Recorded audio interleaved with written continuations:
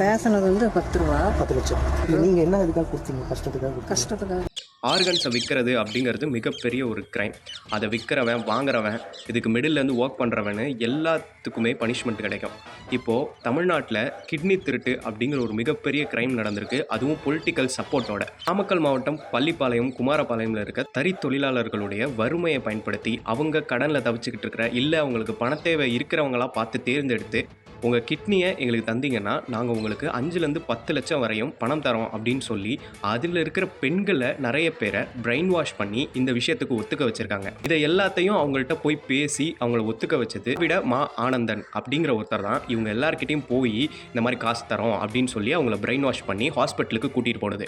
இவங்க எல்லாத்தையும் ஒரு 3 குறிப்பிட்ட ஹாஸ்பிட்டலுக்கு கூட்டிகிட்டு போயிருக்காங்க. நம்மளோட தனலட்சுமி சீனிவாசன், ஈரோடு அபிராமி, திருச்சி சித்தார், 3 ஹாஸ்பிட்டலுக்கு கூட்டிகிட்டு போய் இவங்களுக்கு அந்த ஹாஸ்பிட்டல்ஸில் கிட்னி ஆப்ரேஷன்ஸ் நடந்திருக்கு. தனலட்சுமி சீனிவாசன் ஹாஸ்பிட்டலோடைய ஓனர் சீனிவாசன் அப்படிங்கிறவருடைய சன் திரவன் டிஎம்கே உடைய ஒன் ஆஃப் த எம்எல்ஏ, மணசனலோட எம்எல்ஏ. இவரே அவர் வாயால் நான் கிட்டத்தட்ட 252 ஆப்ரேஷன்ஸ் பண்ணியிருக்கேன், அதில் எங்கள் அப்பாவுக்கு நான் ஒரு ரோல்ஸ் ராய்ஸ் கார் வாங்கி கொடுத்துருக்கேன், அதோடைய விலை 14.5 கோடி அப்படின்னு சொல்லிட்டு பப்ளிக்காக வந்துட்டு சிரிச்சுக்கிட்டே சொல்கிறாரு. அப்பாவோட ரோல்ஸ் ராய்ஸ் காரோட விலை தெரியுமா? அது 14.5 கோடி.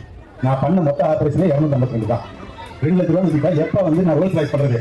திருப்பூரில் எல்லா கிட்னியும் ஒரு மிகப்பெரிய க்ரைமை பண்ணிட்டு அதை இப்படி பப்ளிக்காக சொல்கிற அளவுக்கு இவங்களுக்கு எங்கிருந்து தைரியம் வருது அப்படின்னு சொல்லிட்டு சத்தியமாக எனக்கு தெரியல. ஏன் இது ஒரு பொலிட்டிக்கல் சப்போர்ட்டோட இப்படி ஒரு க்ரைம் நடந்திருக்கு அப்படின்னு சொன்னா, அந்த தனலட்சுமி சீனிவாசன் அப்படிங்கிற ஹாஸ்பிட்டல் மேலே ஆல்ரெடி நிறைய குற்றச்சாட்டுகள் இருக்குது. இதில் இப்படி ஒரு விஷயம் வேற அந்த ஹாஸ்பிட்டலில் நடந்திருக்கு. அதை வந்து பப்ளிக்காக இப்படி சொல்கிற அளவுக்கு இவங்களுக்கு தைரியமாக இருக்குன்னா காரணம் இவர் டிஎம்கேல ஒன் ஆஃப் த எம்எல்ஏவாக இருக்கிறதும் இவருக்கு பொலிட்டிக்கல் சப்போர்ட் இருக்கிறதும் தான்.